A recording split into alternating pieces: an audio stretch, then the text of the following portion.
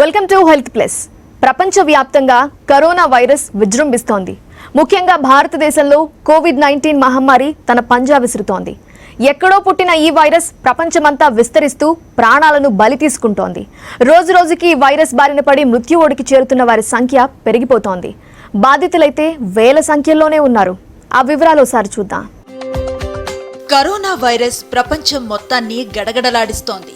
అగ్రరాజ్యం అమెరికా నుండి ఆఫ్రికాలోని పేద దేశాల వరకు కరోనా ప్రభావం చూపించింది. 1,80,00,000కు కోవిడ్-19 ఇప్పటికే సోకింది. 6 లక్షలకు పైగా ప్రజలు మరణించారు.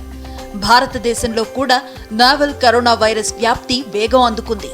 తెలుగు రాష్ట్రాల్లో నిత్యం వేల సంఖ్యలో ప్రజలకు పాజిటివ్ వస్తోంది. ఇలాంటి సమయంలో కరోనా వైరస్ వ్యాప్తిని నిరోధించాలంటే ఈ కోవిడ్-19 నివారణ చర్యలు తీసుకోవాలి. మీ చేతులను తరచూ శుభ్రం చేసుకోండి. దీనికోసం సబ్బును వినియోగించవచ్చు, లేదంటే ఆల్కహాల్ బేస్డ్ శానిటైజర్ వాడవచ్చు. బయట తిరుగుతున్న సమయంలో మాస్క్ తప్పనిసరిగా ధరించాలి. భౌతిక దూరాన్ని పాటించాలి. ముఖాన్ని ముట్టుకోవటం మానుకోవాలి. ఆరోగ్యం సరిగా లేకపోతే ఇంట్లోనే ఉండటం మంచిది. జలుబు, దగ్గు లేదా జ్వరం, శ్వాస తీసుకోవటంలో ఇబ్బంది వంటి లక్షణాలు కనిపిస్తే వైద్య సహాయం తీసుకోండి. ఆరోగ్యవంతమైన ఆహారం తీసుకోండి. రోగ నిరోధక శక్తిని పెంచుకోండి. ఇలాంటి మరిన్ని విషయాలు మణిపాల్ హాస్పిటల్ నుండి డాక్టర్ ఎన్ మురళీకృష్ణ గారు, senior consultant cardiac sciences and interventional cardiology, మనతో పాటు సాక్షి స్టూడియోలో ఉన్నారు. వారిని అడిగి మరిన్ని వివరాలు తెలుసుకుందాం. నమస్తే సార్. నమస్కారం అండి. సార్, ముందుగా చాలామంది కోవిడ్ బారిన పడుతున్నారు, అలాగే రికవరీ రేట్ కూడా చాలా బాగుంది, రికవర్ అవుతున్నారు. అయితే రికవర్ అయిన తర్వాత ఎలాంటి ఎఫెక్ట్స్ ఉంటాయి బాడీలో, ఏ ఆర్గాన్స్ మీద ఎక్కువగా ఎఫెక్ట్ ఉంటుంది అంటారు? ఇప్పుడు ఈ కరోనా వైరస్ బారిన పడిన వాళ్ళలో 180% మంది ఎలాంటి కాంప్లికేషన్స్ లేకుండా రికవర్ అయ్యే అవకాశాలు ఉన్నాయమ్మా. కరోనా వైరస్ అనేది ఊపిరితిత్తుల సంబంధమైన బాధలు, అంటే వాటి లక్షణాలు దగ్గు కానివ్వండి, హై ఫీవరు, తర్వాత పొడి దగ్గు, తర్వాత శ్వాస పీల్చుకోవటంలో ఇబ్బందులు, ఇలాంటి లక్షణాలు ముఖ్యంగా కనపడుతున్నాయి ఈ కరోనా వ్యాధిగ్రస్తులో. ఈ కరోనా బారిన పడిన వాళ్ళలో ఎఫెక్ట్ అయ్యే అవయవాలు, ఆర్గన్స్ ఏమేమి డ్యామేజ్ జరుగుతుందని అడిగారు.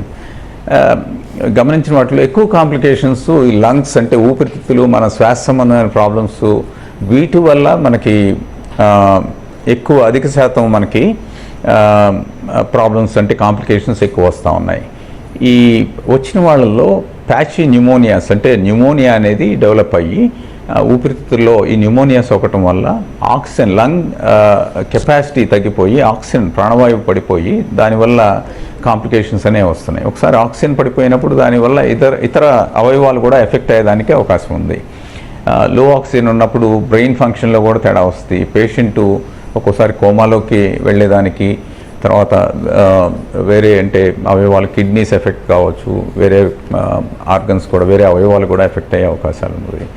సో లంగ్స్ తర్వాత ముఖ్యంగా మనం గమనించింది ఏంటంటే ఈ బ్లడ్ క్లాటింగ్ అనేది ఒక ప్రక్రియ. ఇది ఈ వైరస్ వల్ల ఈ వైరస్ సోకిన వాళ్ళలో బ్లడ్ క్లాటింగ్ ఫినామినా అనేది ఉన్నది. దీనివల్ల ఏంటంటే బ్రెయిన్లో క్లాట్స్ ఫామ్ అవటం, తర్వాత రక్తనాళాలు గడ్డగట్టడం, సో వాటి వల్ల చాలా కాంప్లికేషన్స్ అనేవి చూస్తూ ఉన్నాం. సో కొంతమందికి జీర్ణకోశం సంబంధమైంది, లూజ్ మోషన్స్ రావటం, తర్వాత ప్యాంక్రియాస్ ఎఫెక్ట్ కావటం, తర్వాత లివర్ ఎఫెక్ట్ కావటం, ఇలాంటివి కూడా గమనిస్తూ ఉన్నాం. సో హార్ట్లో కూడా కొన్ని మార్పులు, అంటే హార్ట్కి సంబంధించి దాంట్లో మయోకార్డియం, అంటే హార్ట్ మజిల్ ఎఫెక్ట్ అవ్వటం, తర్వాత హార్ట్కి సంబంధించి కొన్ని రిథమ్ ప్రాబ్లమ్స్ రావటం, అంటే హార్ట్ కొట్టుకునే విధానంలో, తర్వాత హార్ట్ పంపింగ్లో తేడాలు రావటం, ఇలాంటివి కూడా ఈ కరోనా బారిన పడిన పేషెంట్లో దాని అవయవాలు ఏమేమి ఎఫెక్ట్ అవుతాయనే దాంట్లో ముఖ్యంగా గమనిస్తూ ఉన్నాం. కొంతమంది ఫ్యూ వీక్స్లో రికవర్ అవుతున్నారు, కొంతమందికి ఫర్ మంత్స్ పడుతుంది, నెలలు పడుతుంది రికవర్ అవ్వడానికి. ఈవెన్ రికవర్ అయిన తర్వాత కూడా వాళ్ళకి ఫ్యాటిక్ కానీ లేదా రీకాలింగ్ థింగ్స్, బ్రెయిన్కి సంబంధించి కొంచెం డిలే పడుతుంది, వాళ్ళు రీకాల్ చేసుకోలేకపోతున్నారు. ఇలాంటి కొన్ని ట్రబుల్స్ ఉన్నాయి. ఎలాంటి సిమ్టమ్స్ కనిపిస్తాయి ఆఫ్టర్ కరోనా రికవర్ అయిన తర్వాత వాళ్ళలో? ఈ కరోనా బారిన పడిన వాళ్ళలో యాక్చువల్లీ ఒక కేటగిరీ, ఒక వర్గం వాళ్ళు ఎసిమ్టమాటిక్ క్యారియర్స్, అంటే 150% పైగా యాక్చువల్లీ వాళ్ళకి వ్యాధి సోకినట్టు కూడా ఎలాంటి వ్యాధి లక్షణాలు లేకుండా కూడా రికవర్ అవటం జరుగుతూ ఉంది. అది ప్రత్యేకంగా మన దేశంలో ఎక్కువగా గమనిస్తున్నాం. ఆల్మోస్ట్ 50% వ్యాధి అనేది లక్షణాలే కనపడకుండా వాళ్ళు టోటల్గా పూర్తిగా రికవర్ అవుతున్నారు. ఒక 25 to 30% పీపుల్ మామూలుగానే ఇంటి దగ్గరే మనం సూచించిన మేర వారు కనుక చికిత్స కనుక తీసుకున్నట్టయితే, అంటే హోమ్ క్వారంటైన్లో ఉండి దానికి సంబంధించిన కొన్ని మెడిసిన్స్, ప్రిమిటివ్ డ్రగ్స్ కొన్ని ఇచ్చినట్టయితే తప్పకుండా వాళ్ళు కూడా రికవర్ అయ్యే ఛాన్సెస్ ఉన్నాయి.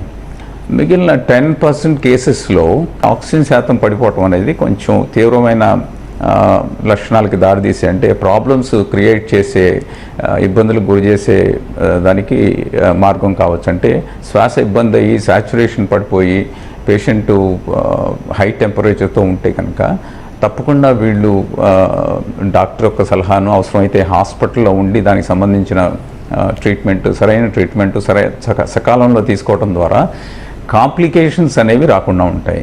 కాంప్లికేషన్స్ నార్మల్గా మేము చూస్తున్న వాళ్ళలో ఎవరికి వస్తున్నాయంటే, ఒకసారి ఈ వ్యాధి సోకిన తర్వాత హై ఫీవర్ వచ్చి దగ్గు వచ్చిన తర్వాత కూడా డిలే చేయటం వల్ల, అంటే ఈ టెస్టులు చేయించుకోకపోవటం వల్ల, తర్వాత ఇది కరోనా కాదు, నాకెందుకు కరోనా వస్తుంది, ఇలాంటి కొన్ని అపోహలు అనేవి ఇప్పటికీ మన వాళ్ళలో ఉన్నాయి. చూస్తున్నారంటే ఎక్కడ చూసినా ఈ కరోనా పాజిటివ్ కేసులు వాళ్ళు నివసిస్తున్న ప్రాంతాల్లోనే కాకుండా రోజు మీడియా ద్వారా కానీ పేపర్లో కానీ ఇంతమంది ఎఫెక్ట్ అయ్యారు, ఇవన్నీ చదువుతున్నా కూడా అప్పటికి నమ్మలేని కొన్ని దీనివల్ల, అంటే నాకు కరోనా ఎలా వస్తుంది అనే ఒక అపోహ అనేది అందరిలో ఉంది. అది ఖచ్చితంగా అది ఖండించదగింది. ఎందుకంటే కరోనా అనేది ఎవరికైనా రావచ్చు.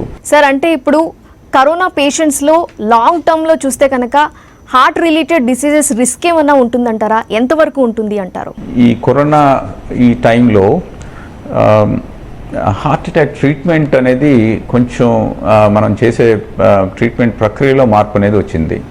హార్ట్ అటాక్ వచ్చిన వాళ్ళల్లో ఇదివరకు అంటే ఇమీడియట్గా పేషెంట్ హాస్పిటల్కి రావటం, వచ్చిన వెంబటే గమనించి ఈ పేషెంట్కి హార్ట్ అటాక్ వచ్చిందంటే లేటెస్ట్ ఆధునిక వైద్య పద్ధతుల్లో పేషెంట్కి డైరెక్ట్గా యాంజియోగ్రామ్ చేసి యాంజియోప్లాస్టీ లేకపోతే ఇంకేదన్నా అంటే సర్జరీ ఇలాంటివన్నీ immediate within first hour golden hour టైంలో రావటం, ఇవన్నీ అందించడం అనేది జరిగేది. ఈ కరోనా వచ్చిన తర్వాత ఈ వైరస్ వల్ల సో అన్ని దేశాల్లో కూడా ఈ ప్రైమరీ యాంజియోప్లాస్టీస్ సంఖ్య అనేది తగ్గింది. ఎందుకంటే ఈ డయాగ్నోసిస్కి కొన్ని గంటలు, ఒక్కోసారి 1-2 రోజులు ఈ RT-PCR టెస్ట్ రావడంలో కొంచెం డిలే జరగటం, ఇట్లాంటివి జరగటం వల్ల కొన్ని సదుపాయాలు, అంటే కొన్ని ప్రొసీజర్స్, ఈ హార్ట్ అటాక్ నుంచి కాపాడే కొన్ని పద్ధతులు అనేవి అది స్లో చేయటం జరిగింది. అంటే దానికి ప్రత్యామ్నాయంగా మనం ఈ యాంజియోప్లాస్టీ బదులు థ్రాంబోలైటిక్ థెరపీ అనేది ఇవ్వటం, ఇట్లాంటి కొన్ని గైడ్లైన్స్ అనేది ఇచ్చారు. కానీ మళ్ళీ ఇప్పుడు ఏంటంటే ఈ పరీక్ష చేసే టెక్నిక్స్, అంటే ఈ కరోనా వ్యాధిని గుర్తించడంలో స్పీడ్ పెరిగింది కాబట్టి సో మళ్ళీ ఈ యాంజియోప్లాస్టీ కానీ ఇలాంటి పద్ధతులు అనేది పేషెంట్కి ఏది చేయాలో, ఏ టైంలో ఏది అందిస్తే పేషెంట్కి వాటి వల్ల ప్రయోజనం ఉంటుందనేది అది చేయటానికి ఇప్పుడు మళ్ళీ అవకాశాలు మెరుగైనాయి. అందువల్ల ఒకటేంటంటే ఈ కరోనా వ్యాధి వచ్చిందని చెప్పి ఈ కరోనా స్ప్రెడ్ అయి ఉంది, బయటకు వస్తే మనం దాని బారిన పడి దానివల్ల ప్రాబ్లమ్స్ క్రియేట్ అవుతాయని కొంతమంది వేరే ప్రాబ్లమ్స్ ఉన్నవాళ్ళు కూడా హాస్పిటల్స్కి అంటే చేరకుండా, ఇప్పుడు హార్ట్ ప్రాబ్లమ్ తోటి వాళ్ళు ఉండి డిలే చేయటం, అంటే అదేదో గ్యాస్ పెయిన్ అనుకున్నాం లేకపోతే వేరే ప్రాబ్లం అనుకున్నాం, కొన్ని గంటలు ఇంట్లో యాపన చేయటం వల్ల దానివల్ల కాంప్లికేషన్స్ ఎక్కువ అవుతున్నాయి. సో ఎలాంటి భయాలు అంటే ఇప్పుడు ఏంటంటే అన్ని హాస్పిటల్స్ ఆల్మోస్ట్ మిగిలిన వ్యాధులకి సంబంధించి ఇప్పుడు న్యూరాలజీ కానీ, కార్డియాలజీ, గ్యాస్ట్రెంటాలజీ, సో ఇలాంటివన్నీ కూడా అవసరమైతే అలాంటి వాళ్ళకి ఉన్న ప్రాబ్లమ్స్ చూపించుకోవటానికి ఈ కరోనా ఉందనే దాన్ని మీరు ఆ భయంతో పక్కన పెట్టకండి. మీకున్న వేరే problems like sugar, BP, heart problems, తర్వాత బ్రెయిన్ ప్రాబ్లమ్స్, ఇలాంటి ప్రాబ్లమ్స్ ఉన్నప్పుడు అశ్రద్ధ చేయకండి. ఎందుకంటే నెగ్లెక్ట్ చేయటం వల్ల దానివల్ల వచ్చే కాంప్లికేషన్స్ అనేవి అధికంగా ఉంటాయి. సో నార్మల్గా ఈ కరోనాలో మనం చూస్తూ ఉంది ఏంటంటే, ఒకసారి రికవర్ అయిన తర్వాత యూజువల్గా 97% వాళ్ళు 4 నుంచి 6 వారాల్లో రికవర్ అవుతారు. కొద్ది శాతం మంది మాత్రం ఆ వీక్నెస్, అంటే కొంచెం జనరలైజ్డ్ వీక్నెస్ అనేది, కొంచెం నిస్సత్తువ, ఇలాంటివి ఒక 2-3 వారాలు, మ్యాక్సిమం ఒక నెల 15 రోజుల వరకు కొంచెం వీక్నెస్ తోటి ఉండే అవకాశాలు ఉన్నాయి. వాళ్ళల్లో అడ్వైస్ చేసేది పోషక పదార్థాలు తీసుకోవటం, రెగ్యులర్ ఎక్సర్సైజు, ఇంతకుముందు ఏదైతే చేస్తున్నారో బ్రీదింగ్ ఎక్సర్సైజ్ అవన్నీ కంటిన్యూ చేయటం. ఇవన్నీ చేయటం వల్ల ఏంటంటే వాళ్ళు మళ్ళీ నార్మల్ స్థాయికి, వాళ్ళు ఇదివరకు అయితే ఏదైతే చేయగలిగేవారో అవన్నీ చేసే అవకాశాలు ఈ కరోనా బారిన పడి కోలుకున్న తర్వాత కూడా వాళ్ళకి నార్మల్ స్థాయికి వచ్చే అవకాశాలు ఉంటాయి. కొద్దిమందికి ఏంటంటే ఈ కాంప్లికేషన్స్ కొంచెం తీవ్రంగా, అంటే లంగ్ ప్రాబ్లం వల్ల ఒక్కోసారి ఈ లంగ్లో కొన్ని టెస్టులు, ఇప్పుడు సపోజ్ ఆల్మోస్ట్ మనకి 6 నెలలుగా ఈ కరోనా వ్యాధి నుంచి వచ్చిన పేషెంట్స్ యొక్క టెస్టులు కానివ్వండి ఏదైనా చూస్తే, ఆ సిటీ స్కాన్లో ఈ న్యూమోనియా లక్షణాలు అనేది 3 నెలల వరకు కూడా ఈ టెస్ట్లో ఇంకా కనపడతానే ఉన్నాయి. సో అందువల్ల అంటే ఇంకా కొంచెం డిలే, అంటే వీళ్ళలో రికవరీ అనేది కొంచెం లేట్గా ఉండొచ్చు. సో ఏదైనా కానీ ఒకసారి వ్యాధి సోకిన తర్వాత నార్మల్ స్థాయికి వచ్చే అవకాశాలు ఆల్మోస్ట్ 99% ఉంటాయి. వాళ్ళకి ఎలాంటి ప్రాబ్లమ్స్ లేకుండా వాళ్ళు ఏదైతే చేసుకునేవారో ఆ శక్తి తిరిగి పొందే అవకాశం ఉంటుంది. హార్ట్ అటాక్ వచ్చి ఈ ప్రాబ్లం తోటి ఉన్నప్పుడు కరోనాలో బ్రెయిన్ స్ట్రోక్ రావటం, ఇలాంటివి కూడా ఉంటాయి. అవి వచ్చినప్పుడు వాటికి సంబంధించిన ట్రీట్మెంటు ప్లస్ దీనికి సంబంధించిన ట్రీట్మెంటు, ఈ రెండు తీసుకుని రికవర్ అయ్యేదానికి ఛాన్సెస్, సరైన ట్రీట్మెంట్ తీసుకోవటం వల్ల వాళ్ళలో కూడా అవకాశాలు మెరుగ్గా ఉంటాయి. హెల్త్ ప్లస్లో ఇప్పుడు ఒక షార్ట్ బ్రేక్ తీసుకుందాం. కరోనా వచ్చి తగ్గిన వాళ్ళలో ఏమన్నా ఎఫెక్ట్స్ ఉంటాయంటారా? వాళ్ళు ఏమైనా వీక్ అవుతారా? ఆర్గాన్స్ మీద ఎలాంటి ప్రభావం ఉంటుంది? అంటే లాంగ్ టర్మ్లో ఏమైనా డిసీజ్కి గురయ్యే ఛాన్సెస్ ఉంటాయంటారా? అంతకుముందు బీపీ, షుగరు, తర్వాత హార్ట్ ప్రాబ్లమ్స్, బ్రెయిన్ ప్రాబ్లమ్స్ ఉన్న వాళ్ళకి ఈ కరోనా సోకినట్లయితే వాళ్ళలో కాంప్లికేషన్స్ ఎక్కువ వచ్చే అవకాశాలు ఉన్నాయి. కానీ ఒక ఏజ్ అనేది, ఒక వయసుతోటి సంబంధం లేకుండా చిన్న పిల్లల్లో కూడా ఇప్పుడు ఈ కరోనా అనేది చూస్తూ ఉన్నాం. నెలలు నిండిన వాళ్ళ దగ్గర నుంచి అప్పుడే పుట్టిన పసికందుల్లోనూ, తర్వాత ఈవెన్ మధ్య వయస్సులు అంటే 20-30 సంవత్సరాల వాళ్ళకు కూడా కరోనా అనేది గమనిస్తూ ఉన్నాం. సో వయస్సు అనేది ఈ ఒక ఇది కాదు, కాకపోతే ఎక్కువ శాతం అనేది 50 సంవత్సరాలు, 45-50 పైబడిన వాళ్ళకి ఈ కరోనా అనేది కామన్గా గమనిస్తున్నాం ఇప్పుడు. సార్, కోవిడ్ నుండి రికవర్ అయిన తర్వాత కూడా కొంతమందిలో కొన్ని సిమ్టమ్స్ చూస్తున్నాం. మీరు ఇంతకుముందు చెప్పినట్టు షార్ట్నెస్ ఆఫ్ బ్రీత్ కానీ, లేదంటే డ్రై కాఫ్ అని కూడా చెప్పారు, పెయిన్ కూడా ఉంటుందని. సో వాళ్ళు డాక్టర్తో అంటే ఎంత టైం వరకు కన్సల్ట్ చేస్తూనే ఉండాలంటారు? ఈ సిమ్టమ్స్ ఎంతకాలం ఉండొచ్చు అని మీరు చూసిన పేషెంట్స్లో చూస్తారు? నార్మల్గా ఈ కోవిడ్ నుంచి బాగా ఆక్సిజన్ పడిపోయి హాస్పిటల్లో ఉండాల్సిన స్థాయిలో పేషెంట్స్ ఉన్నప్పుడు వాళ్ళకి నార్మల్గా 5 రోజుల కోర్సు ఇంజెక్షన్స్ ద్వారా ఇచ్చి తర్వాత ఒక వారంలో డిశ్చార్జ్ చేస్తాము. వారంలో డిశ్చార్జ్ చేసిన తర్వాత నార్మల్గా 14th డే, అంటే 2 వారాల తర్వాత ఈ ఆర్టీపీసీఆర్ నెగిటివ్ వచ్చిందా లేదా చూసి, ఆర్టీపీసీఆర్ నెగిటివ్ వస్తే కనుక ఇంకొక 2 వారాలు వాళ్ళు జస్ట్ సెల్ఫ్ ఐసోలేషన్లో ఉండి, అంటే వాళ్ళకి ఇంకా వ్యాధి వ్యాపించే స్థాయిలోనే ఉంటారు. అంటే యాంటీబాడీస్ ఆర్టీపీసీఆర్ నెగిటివ్ వస్తే నార్మల్గా వీళ్ళ ద్వారా స్ప్రెడ్ జరగదు, కానీ జాగ్రత్తలు తీసుకోవటం మంచిది. అంటే ఇంకొక 2 వారాల పాటు వాళ్ళు హోమ్ ఐసోలేషన్లోనే ఇంటి దగ్గర జాగ్రత్తలు తీసుకుని వేరే ఫ్యామిలీ మెంబర్స్ తోటి మిక్స్ కాకుండా ఉండి, వీళ్ళకి ఈ నెగిటివ్ వచ్చిన తర్వాత కూడా మీరు అడిగినట్టుగా దగ్గు, కొద్ది స్థాయిలో దగ్గు రావటం, తర్వాత ఇంకా ఆయాసం అనేది పూర్తిగా తగ్గదు పూర్తి స్థాయిలో. వాళ్ళకి ఈ లంగ్ ఎఫెక్ట్ అనేది మోర్ దాన్ 45-50% లంగ్ కనుక న్యూమోనియా ప్యాచెస్, ఈ షాడోస్ లంగ్లో సిటీ స్కాన్ ద్వారా చూసిన వాళ్ళలో గమనించింది ఏంటంటే, వీళ్ళకి శ్వాస సంబంధమైన ప్రాబ్లమ్స్ నెక్స్ట్ 4 to 6 వీక్స్ వరకు కంటిన్యూ అయ్యే అవకాశాలు ఉంటాయి. కానీ ప్రమాదం ఏమి ఉండదు. ఫీవర్ తిరగబెట్టకుండా శ్వాస సంబంధమైన ప్రాబ్లమ్స్ మరీ తీవ్రంగా కాకుండా ఉంటే కనుక క్రమేణా అవి తగ్గుముఖం పడతాయి. సుమారుగా 4 నుంచి 6 వారాల టైంలో వీళ్ళు పూర్తిగా కోలుకునే అవకాశాలు ఉంటాయి. ప్లాస్మా థెరపీ అనేది హౌ ఇట్ వర్క్స్, బికాజ్ ఇప్పుడు మనం చూస్తున్నాము రికవర్ అయిన వాళ్ళకి కూడా సెకండ్ టైం మళ్ళీ అటాక్ అవుతుంది కోవిడ్. సో ఇది ఎంతవరకు హెల్ప్ఫుల్ అంటారు ఈ ప్లాస్మా థెరపీ? ప్లాస్మా థెరపీ బేసిక్గా ఇప్పుడు కోవిడ్ బారిన పడి రికవర్ అయిన వాళ్ళల్లో యాంటీబాడీస్ అనేవి డెవలప్ అవుతాయి. ఐజీజీ అనేది ఐజీజీ అనేది యాంటీబాడీస్ అనేది కోవిడ్ అనే వైరస్ని అటాక్ అంటే దానికి యాంటీజెన్కి యాంటీబాడీస్ నిలువరించడానికి ఈ యాంటీబాడీస్ అనేది ఉపయోగపడతాయి. సో ఈ బాడీలోకి యాంటీబాడీస్ ప్రవేశపెట్టడం ద్వారా ప్లాస్మా ద్వారా యాంటీబాడీస్ అనేది మనం ప్రవేశపెట్టడం ద్వారా వాడికి యాంటీబాడీస్ పెరిగి ఆ యాంటీజెన్ని కౌంటర్ చేసే దాన్ని కౌంటర్ చేసే అవకాశాలు ఉంటాయి. అందువల్ల వ్యాధి తీవ్రత తగ్గుతుంది. కానీ సెకండ్ టైం వచ్చిన వాళ్ళలో వ్యాధి తీవ్రత అంత తీవ్రంగా ఉండకపోవటం గమనించాం. అంటే లక్షణాలు కూడా తక్కువ స్థాయిలో ఉండటం, తర్వాత కోలుకునే శక్తి ఎక్కువ ఉండటం.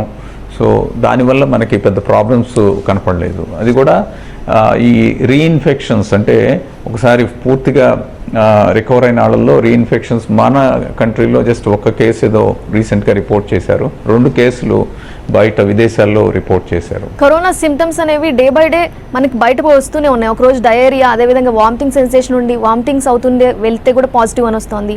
నార్మల్ నాట్ జస్ట్ లైక్ అంటే ఫ్లూ కానీ లేకపోతే జలుబు కానీ లేకపోతే ఈ దగ్గు కానీ కాకుండా ఇలాంటివి కూడా. సో ఒకవేళ కిడ్నీస్ని ఎఫెక్ట్ చేస్తే కనుక ఎలాంటి సిమ్టమ్స్ కిడ్నీస్కి రిలేటెడ్గా ఉంటే మనం టెస్ట్కి వెళ్ళాలి అని సజెస్ట్ చేయొచ్చు అంటారు? ఈ గ్యాస్ట్రో ఇంటెస్టినల్ సిమ్టమ్స్ అనేవి ఈ కరోనా వ్యాధి లక్షణాల్లో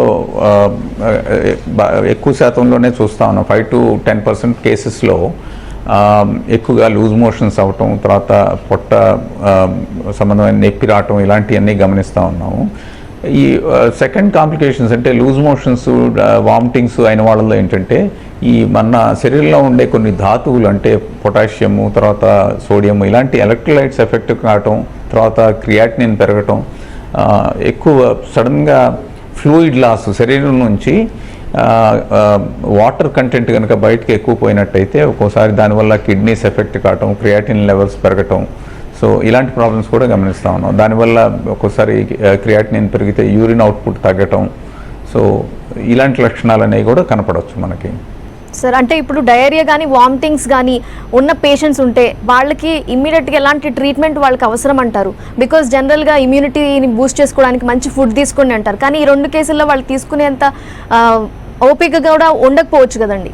అవునమ్మా, మీరు చెప్పినట్టు ఈ వాంతులు విరోచనాలు ఉన్నప్పుడు నార్మల్గా ఇది వ్యాధి లక్షణాల్లో భాగంగానే ఉంటుంది కాబట్టి రొటీన్గా ఇచ్చే ఈ ట్రీట్మెంట్ లైక్ యాంటీవైరల్ డ్రగ్స్ కానివ్వండి, స్టిరాయిడ్స్, తర్వాత కొన్ని సప్లిమెంటరీ డ్రగ్స్ అంటే vomitings ఆపటానికి proton pump inhibitors, PPIs అని, తర్వాత ఐవీ ఫ్లూయిడ్స్ ఇవ్వటం, తర్వాత మోషన్స్ ఆపటానికి కొన్ని మెడిసిన్స్ ఇవ్వటం ద్వారా దాన్ని కంట్రోల్ చేసి తర్వాత దాని నుంచి రికవర్ అయ్యాక నార్మల్గా ఈ ఆకలి ఇదంతా కూడా నార్మల్ స్థాయికి వచ్చేదానికి అవకాశం ఉంది.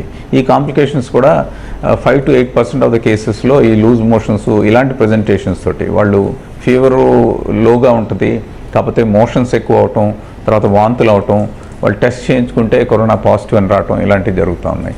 దానికి సపోర్టివ్ ట్రీట్మెంటు, తర్వాత అదే కాకుండా యాంటీవైరల్ డ్రగ్స్, తర్వాత దానికి సంబంధించిన మెడిసిన్స్ అంటే కరోనా ట్రీట్మెంట్ ఈ 2 ఇవ్వటం ద్వారా వాళ్ళకు కోలుకునే శక్తి వచ్చే అవకాశం ఉంటుంది. నెగిటివ్ వచ్చింది వాళ్ళకి కోవిడ్ నుండి రికవర్ అయిన తర్వాత కూడా ఏమైనా మెడికేషన్ మీరు సజెస్ట్ చేస్తారా? అంటే ఎన్ని వారాల పాటు వాడాల్సి ఉంటుంది? తర్వాత ఫుడ్ కూడా చాలా ఇంపార్టెంట్ కాబట్టి ఎలాంటి సజెషన్ ఇస్తారు సార్? సో ఒకసారి నెగిటివ్ వచ్చాక ఆర్టీపీసీఆర్ నెగిటివ్ వచ్చి సో యాంటీజెన్ నెగిటివ్ వచ్చిన తర్వాత ఇంకొక 2 వారాల పాటు వాళ్ళు ఐసోలేషన్ పాటించి ఈ ఆరోగ్య నియమాలనేవి నార్మల్గా ఇమ్యూన్ బూస్టర్స్, ఇమ్యూనిటీ పెంచే మెయిన్గా ఆకుకూరలు, ఫ్రూట్స్, సో ఇలాంటివి ఎక్కువ తీసుకోవటం వల్ల ఏంటంటే బాడీలో మనకి వ్యాధిని నుంచి త్వరితగతిన కోలుకునే అవకాశాలు ఉంటాయి. సో ఎక్కువ ఆయిలీ ఫుడ్స్ తీసుకోకూడదు, తర్వాత రొటీన్ ఆకుకూరలు, కాయగూరలు, ఫ్రూట్స్, పళ్ళు, పళ్ళ రసాలు ఇలాంటివి తీసుకోవటం వల్ల మన ఇమ్యూనిటీ బూస్ట్ అయ్యి దాని ద్వారా మనకు శక్తిని వచ్చే అవకాశాలు ఎక్కువగా ఉంటాయి. వాటర్ సరిపడా క్వాంటిటీలో తీసుకోవాలి. సో దానివల్ల మనం కోలుకునే శక్తి కూడా పెరుగుతుంది. Thank you sir. ఈరోజు కోవిడ్ రాకుండా ఎలాంటి జాగ్రత్తలు తీసుకోవాలి, అలాగే ఒకవేళ కోవిడ్ పాజిటివ్ అని నిర్ధారణ అయిన తర్వాత అవయవాల మీద ఎలాంటి ఎఫెక్ట్ ఉంటుంది, ఎలాంటి సిమ్టమ్స్ ఉంటాయి, డాక్టర్ని త్వరగా కన్సల్ట్ చేయడం ఎంత ఇంపార్టెంటో మా వ్యూవర్స్కి తెలియజేసినందుకు thanks for joining on health plus on Sakshi TV. Thank you sir. Thank you very much. So ఇది ఇవాల్టి హెల్త్ ప్లస్. Stay tune.